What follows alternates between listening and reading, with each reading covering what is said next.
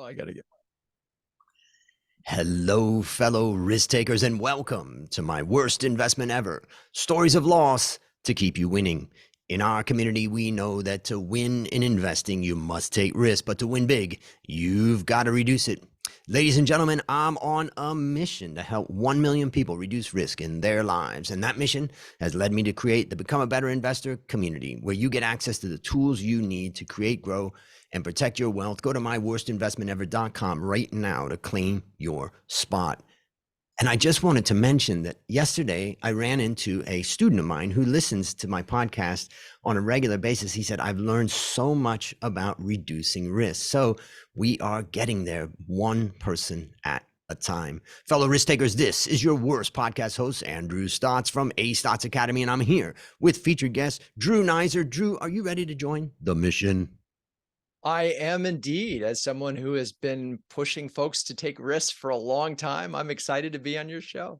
Yeah, and I'm really excited to have you here because I think, the stuff that you're doing is pretty amazing. And we have some commonalities, not only in name, but in other matters.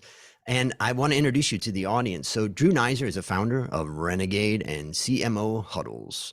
Drew has helped dozens of CMOs unleash their inner renegade via multiple award-winning campaigns and told the stories of over 500 marketers via his podcast, Renegade Marketers Unite, Ad Age column, and 2 books. His second book, Renegade Marketing, 12 Steps to Building Unbeatable B2B Brands, was named the top B2B audiobook of 2022. Drew is ranked among LinkedIn's top 15 marketing voices of 2022 and has been a featured marketing expert on TV, radio, print, and dozens of podcasts.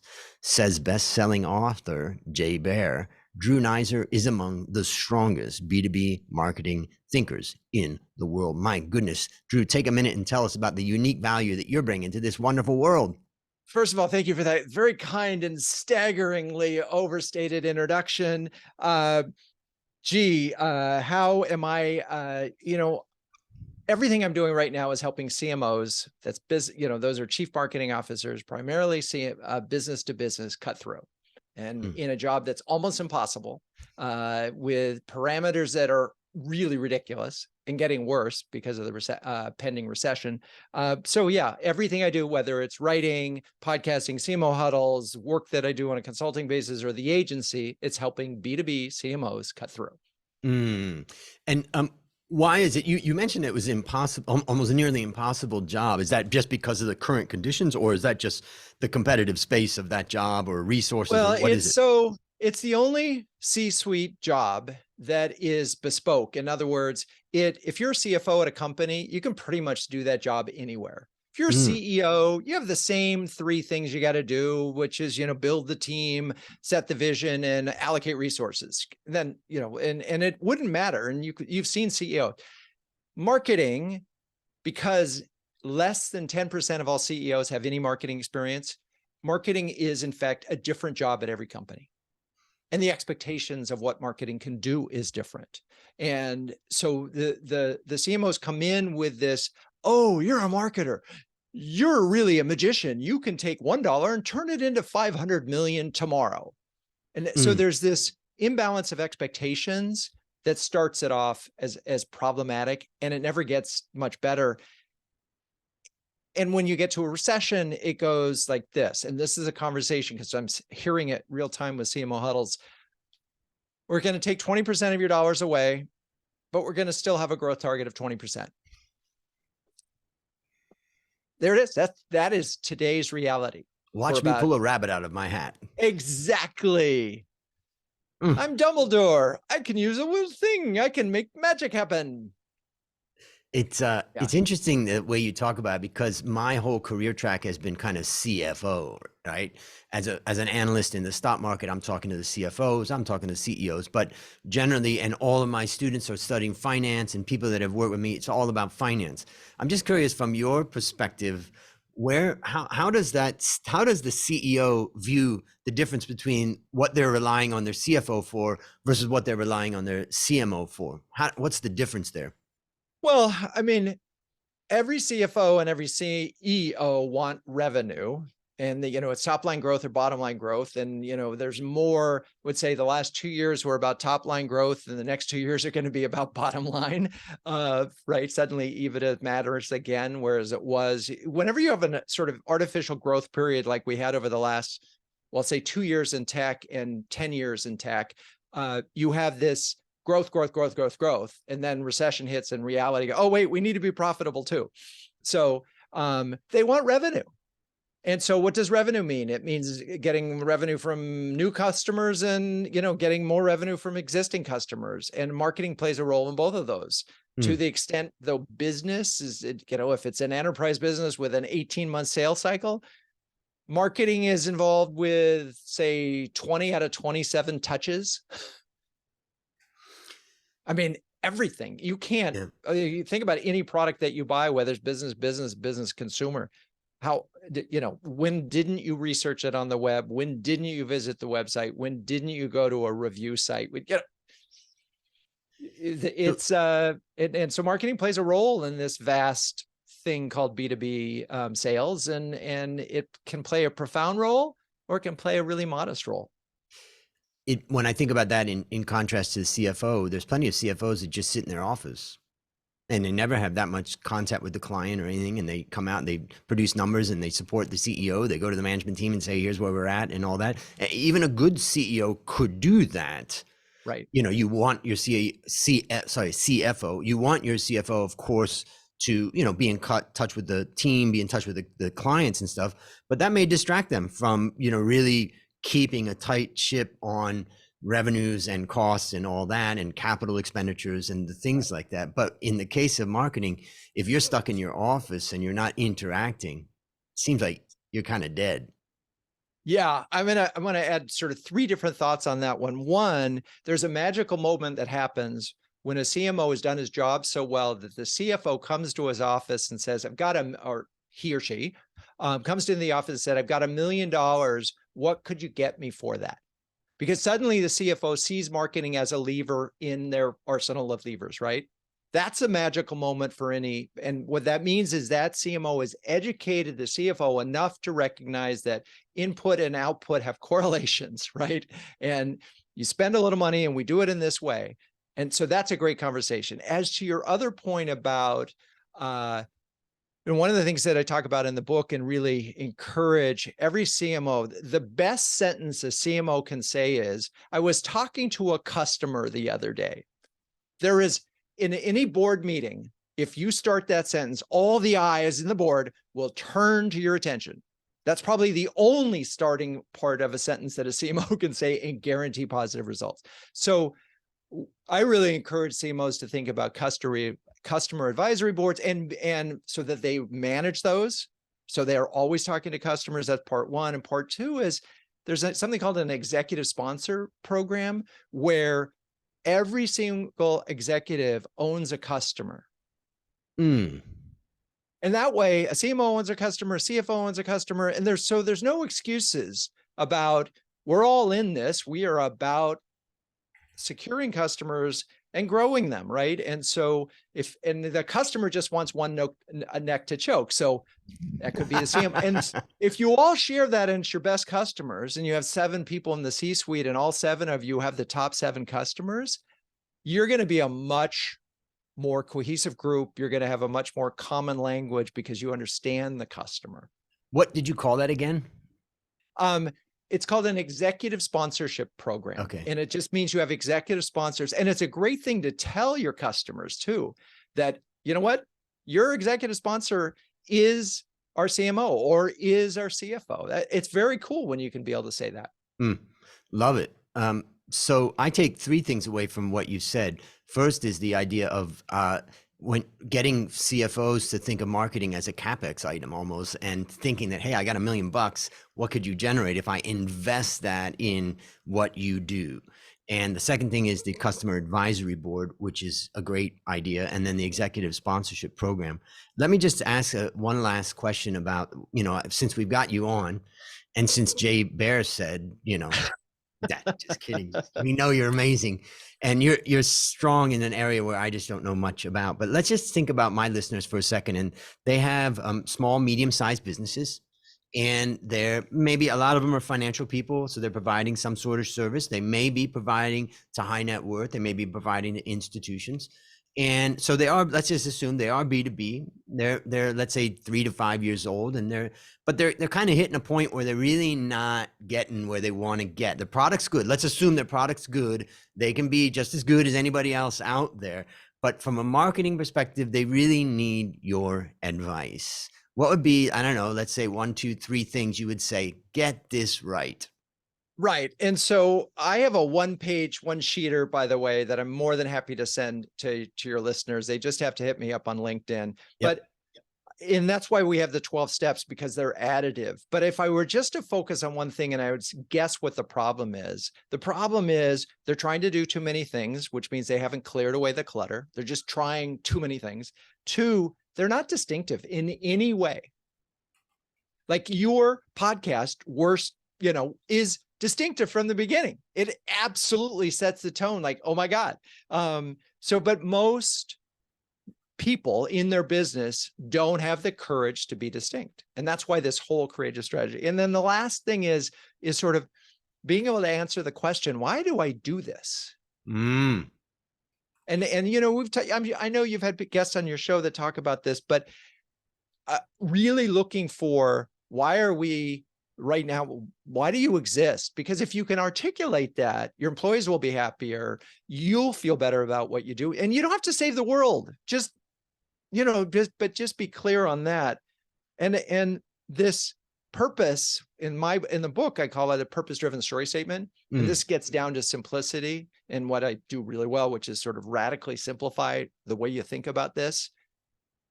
I want you to be able to describe your business in 8 words or less.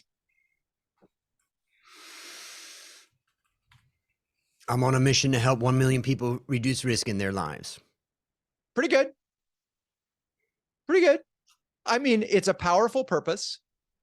It's clear who you want to help. I mean, it's a big, bold statement, which is also a great way. I talk about in the book different ways of assessing your purpose-driven story statement, and you hit a lot of boxes. You don't answer the how, which is fine. Right. You can't answer the how in everything, or you can't answer the why.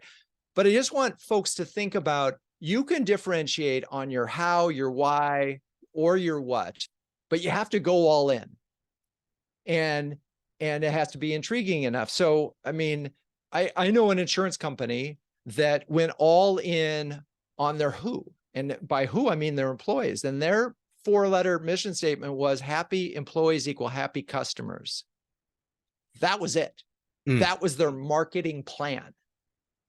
That was their communication street. Happy employees equal happy customers. Unique, check. Check. No one else in the insurance. It's simple, clear. What does it say to employees? They had the highest loyalty this was a Chicago-based company, the highest loyalty, favorite place to work, always. And they were outselling all their competitors. Yeah.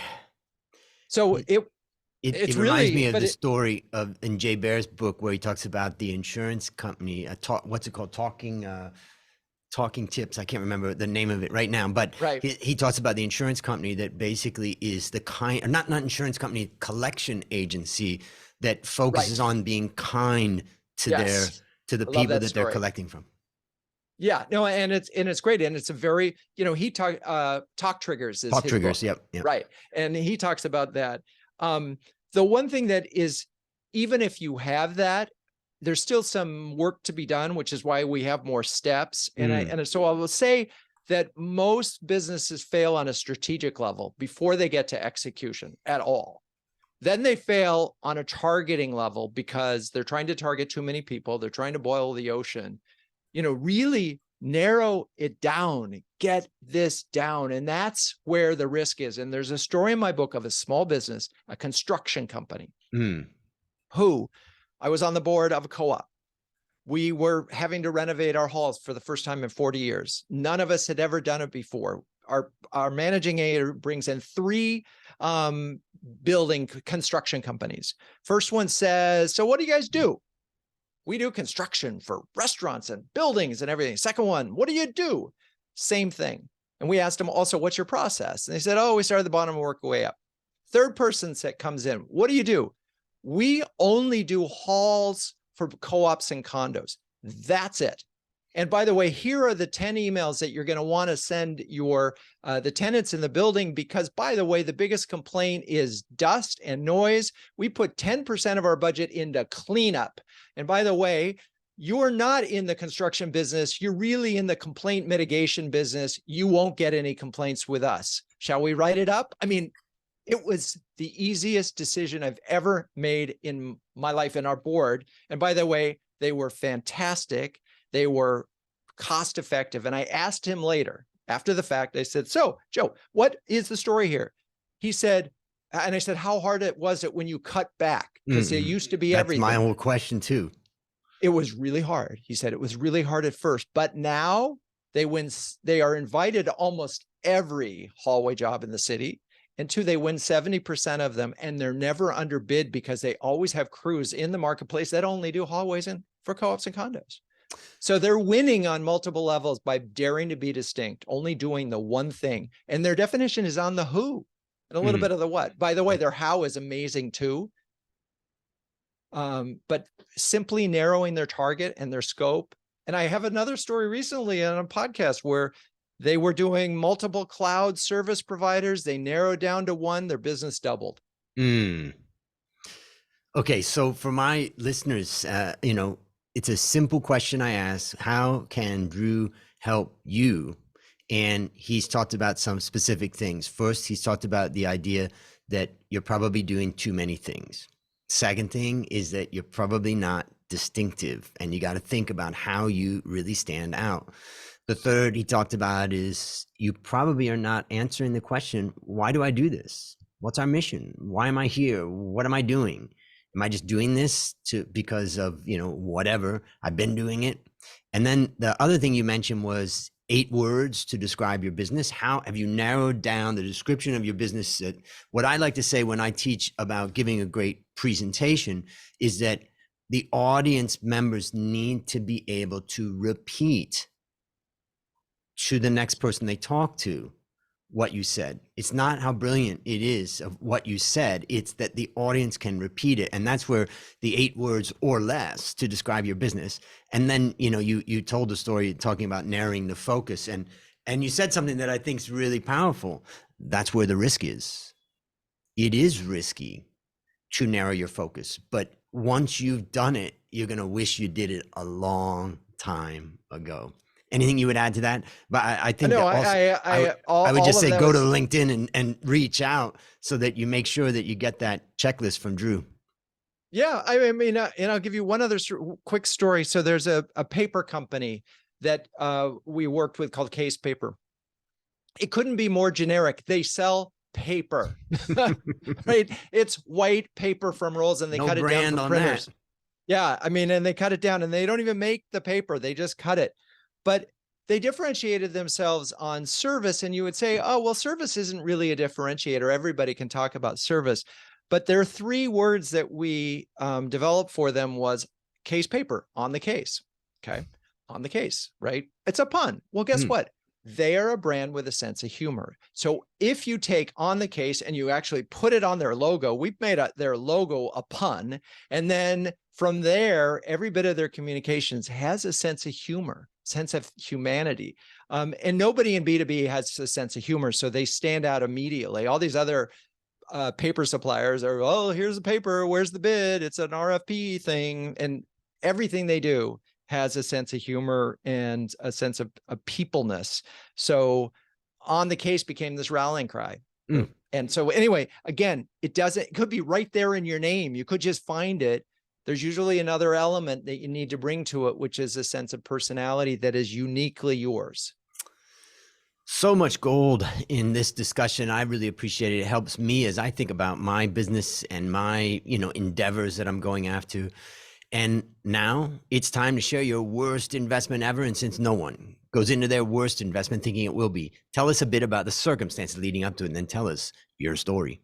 Okay, well, so all 3 of my worst investments all have to do with real estate. The first one is just personal one. And for many years, my wife and I were the counter indicators of New York City real estate. If we bought, you sell.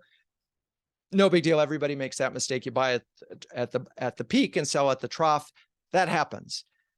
The biggest mistake that I made was a real estate mistake for the business. And it happened that Renegade was growing tremendously over a certain period of time between 2005 and 2008. What I missed was that we had $10 million of fee dollars that were non-reoccurring coming through our business. And so what we did was we went, oh, well, we have 40 people, but we really need 100 people to service this brief moment in time, 18 months or so, to sort of swallow, digest, process, and deal with it. And then these were one-time commitments. This was not oh, there's another 10 million in fees on the other side. And so we ended up, tripling our space. And obviously that was a problem.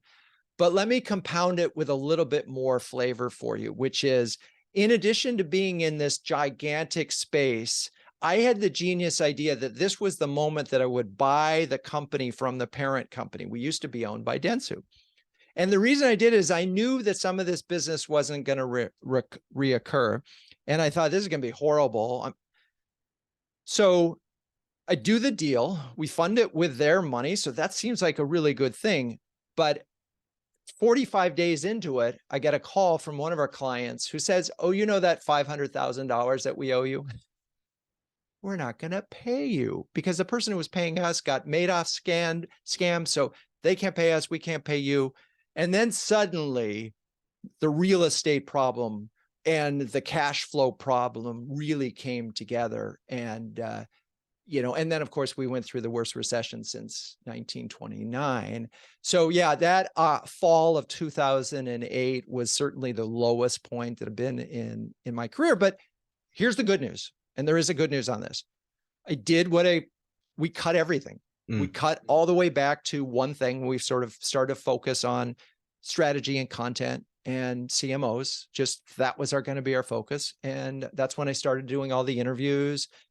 We started writing articles, and since then we're a much more focused organization. But oh man, it was really hard. Can you remember really a day or the day where it just really all came down and you realize we've got to change direction here. We've got to make some changes. I know the exact date. The date was December 17th because my dad called, but I thought it was my dad's, my mom's birthday. And I thought he was calling me to say, hey, call your mom. It's her birthday. And instead it was this client. So saying, that money, and by the way, that was our cash flow. That was our plan to sort of eke through. We knew that $10 million was going to disappear. We knew we were going to go through a trough, but we didn't know that it would be that sort of cataclysmic, I think is the right term. Is that one of those moments where sweat starts pouring out of your head and you think, oh my God? And the good news is, since then, I've really come to look at crises as opportunities. Yep. And I mean, when COVID came around and I said, okay, I don't know what's going to happen to our business, but I do know this, the CMOs out there are going to be really, really sweating. And so that's when we started CMO Huddles, which is this community. And for 6 months, it was just a beta, but we met 55 times. I mean, this was we made a lot of good friends and enabled us to start another business in the middle of, in the first 6 months of COVID.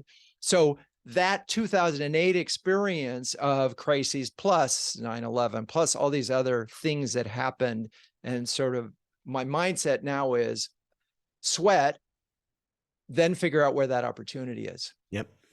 So let's just summarize your learnings so that the listeners can just get it super clear. So I think the biggest learning is, in 2008, we were overinvested in real estate. We had too many product lines, if you will. We were doing event marketing. We were doing sort of event/guerrilla marketing. We were doing website development. We were doing strategy, and we just started to do social. At the end of 2008, we were only doing one of those things with about 1/10 of the staff. Like starting again. It was brand new, starting again. Yeah, so I would say, and what saved us, we shouldn't have survived. A lot of agencies went out of business in 2008, 2009. We shouldn't have survived, but we did, really, because and it's funny, one of your, I think it was Chris Doe, talked about on your show, was there's a lot of give to get out there, and we did a lot of giving to get, to stay alive. Yeah. So maybe I'll share a few things I take away. One of the things that I was thinking about is I always say, like, in a startup company, you go through this chasing revenue phase. You had this vision of what you want to do, and then you end up chasing what's going to pay. And sometimes that chasing revenue phase can take you into a lot of interesting places, but eventually it will overextend you. Yeah. And you lose focus. You lose, what are you really good at? What are you better at? I recently lost a customer that I had had for many years in a particular area of the business, and it seemed like tragedy. But on the other hand, it allowed me to shut down a portion of my business that I had kept going because of that. And I thought, look, if I haven't really sold this part of my business to others and gotten others in after this time, it needs to be shut. And what a relief it was. What a relief it was. So, there's that chasing revenue phase. We all go through it, but you got to make sure you don't get overextended. And the next thing I thought about was the idea, you were talking about non-recurring revenue.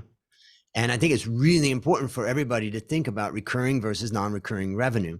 And obviously, nowadays we have memberships and other things that we're doing. We're changing the way we charge customers by saying, I'll charge you a monthly amount rather than a full amount up front or whatever. But the concept of non-recurring revenue and recurring costs.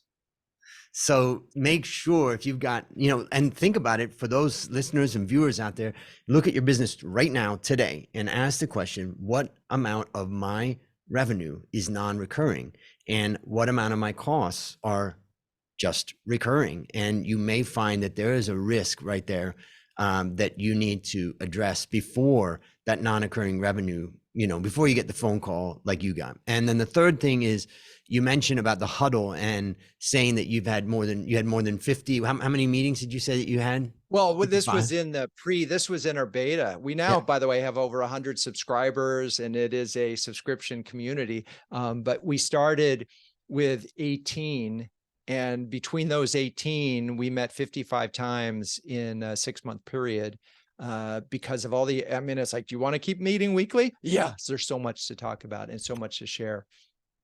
Interesting, because at the beginning of the COVID, stuff, I felt like I've met so many people and, quite busy with lots of activity, but I wasn't getting the deep relationships that I wanted out of what I was doing. And so I set up I call it my Achieve Your Goals Mastermind group. And that particular group is just for, CEOs and business owners who really, really need accountability to each other. And we've now met probably 90 weeks in a row, I think. Amazing. I mean, it's incredible. And every single time we meet, we go through what our goals are, what we're doing. And so for the listeners out there, if you're not in a community like Drew's community or any other community, look for one. And if you thought about creating one, create one. Try, meet once a week, find out what people want. In my Become a Better Investor community, we have about 100 members, and we met last night. And what I said, look, I've got ability to meet at least 20 of you one-on-one between now and December 31st. And so here's the link. Let's book a time, because there's nothing that heals better. There's nothing that comes up with solutions better than talking with your customer. It's so true. I'm going to add a couple of little thoughts. So I just want to join a community first and get to know it really well and participate before you start your own. I was part of the CMO club for 12 years. And my good friend who founded that had sold it to Salesforce on March 2nd, 2020, which is why I knew there was an opportunity. So, but also I knew what we could do that would be different that from what that was. And I had a really good insight, and I knew some people of the community. So I think it was really important that I got to learn on someone else's Great nickel advice. and develop something else. But the second thing that you said that I think is so important, and this I see every week, is it's so much easier to solve other people's problems. Right? Because we all create artificial constructs. Oh, I can't do that. Oh, I can't do that. And the minute someone else talks about it, you go, oh, well, why don't you do this? And you go, oh yeah, it's so liberating. And the other part is, and this is particularly true, is let's say you do have a problem that you can't solve and another person has that problem. That feels good too. I'm not alone. It's liberating. It is liberating. And I think that's, probably the real strength. And I talk about CMO huddles as this combination of an executive workshop and a therapy session. Mm. And what are your goals for that as far as the next, I don't know, couple of years, or where do you think that goes? So I have like a 10-year plan. Yep. And the goal is first and foremost to, keep this community that we have. It's very much of a retention, reoccurring revenues, but really build the most effective community of chief marketers in the world. And so we're gradually expanding to Europe. We're expanding in various partnerships and so forth. And I look forward to growing it to a few hundred over the next few years in a very smart way. And what's really fun for me is this is a very different business than running an agency. And I think that for people who've been doing the same thing, like I've run Renegade and have since 93, it's a long time. To have a new business with a new business model is really invigorating as well. And allows me to sort of take some of the things that I've been learning and apply it in a very different way. So it's nice. I'm 65 and I started a new company 2 years ago in the middle of the recession and of COVID. And I have a 10-year plan for that. It's glorious. And it just has another revenue pattern or behavior compared to other revenue streams. So that's fantastic. Let me just, to wrap up the discussion on that, let me just ask you, what is the typical type of person that would join, number one, and what would you say would be the main takeaway that they're going to get from joining? So the person who would join is a seasoned chief marketing officer, someone who's been in marketing for a long time, who works at a company from anywhere from 35 to 50 employees to enterprise. We have a full range because we divide them up by business size. And we talk about if you want the purpose-driven story statement for CMO huddles, it's share, care, dare. And that's that. And there's a longer vision statement, which is we, bring together an elite group of CMOs to share, care, and dare each other to greatness. But share, care, dare is the motto. And we, all three of those things we're thinking about: sharing, caring, and daring. And are the individuals usually paying, or is it a company that would say, we want to pay for this? Right. About 95% get the company to pay for it under sort of two buckets. One is consulting, because there's a lot of real value. Look, if you're about to buy anything and there's 5 CMOs who've already tried it and said, don't do that. Or, by the way, we've done that analysis and here it is, saves you 10, 20, 30 hours. So, our promise to the companies is they're going to make faster, better, more informed decisions. Promise to the individual is we're going to help you be a better CMO. And that's really about getting control on their careers and a job, which I described at the top of the show as really hard to get control on. Yep. Right. Yep. So that's where, so yeah, the individuals, we do have a few individuals who subscribe. Yep. And then we support, by the way, for free, CMOs who are out of work. In between, we have a transition team. That's an interesting one. That's interesting. Wow, lots of stuff. I mean, since I kind of serve CFOs, maybe there's some ideas that I can get from this discussion. All right, There you go. let's go back in time and think about when you were getting into your worst investment ever. So, and think about a young person that's facing a similar situations right now. Based on what you learned from that story that you told us and what you've continued to learn, what one action would you recommend our listeners take if they find themselves in that situation to avoid suffering the same fate? Yeah, I think when you look at a profit and loss statement and you understand the amount of real estate, because real estate is one of those fixed costs that can really screw you up, particularly if you have business scale. If it might be a business that goes up and down or subject to that. The advice is be real estate light. Just be, that's a place that you can really get burned at. And particularly in a service company, if and particularly now, we were getting to the point where clients weren't coming to the office. Now clients don't care whether you have an office. So that's all. And so I think a lot of companies would avoid that. And it's probably one of the best things that came out of it. And by the way, I think humans are missing that interaction, and I think companies are going to suffer from it. So I do think you have to think about if you don't have real estate, you have to think about collaboration and how you do that and why you bring people together. But real estate as a fixed cost, just be careful there. Yeah. That's a huge risk that I did not. And by the way, I made that mistake twice, not just once, because it was optimism. I said, oh yeah, we'll be able to do it. And optimism is not a strategy. 28 years ago, when we set up one of the businesses I have in Thailand, which is a coffee factory, we were two American guys living in Thailand trying to set up this business. And, we couldn't own the land. We couldn't own a factory and that type of stuff. We had to lease. And thank goodness for that, because that allowed us to keep a monthly fixed cost that was reasonable there and allowed us to invest all of our money in our equipment, in our people, and in servicing our customers. And that's really what kept us, going all these years. And so, yeah, it's a great thing to remember is watch out for those big fixed costs, particularly real estate. All right, let me ask you, for the listeners that, there may be one or two that have never heard of you or Renegade or any of this type of stuff. What is the best resource that you'd like to direct them to start to get to more of what you've got to give? Sure. So renegade.com. It's a glorious URL, and on it, you'll find links to the podcast. We have a monthly newsletter that a lot of folks in business subscribe to, whether they're marketers or not. It comes out once a month.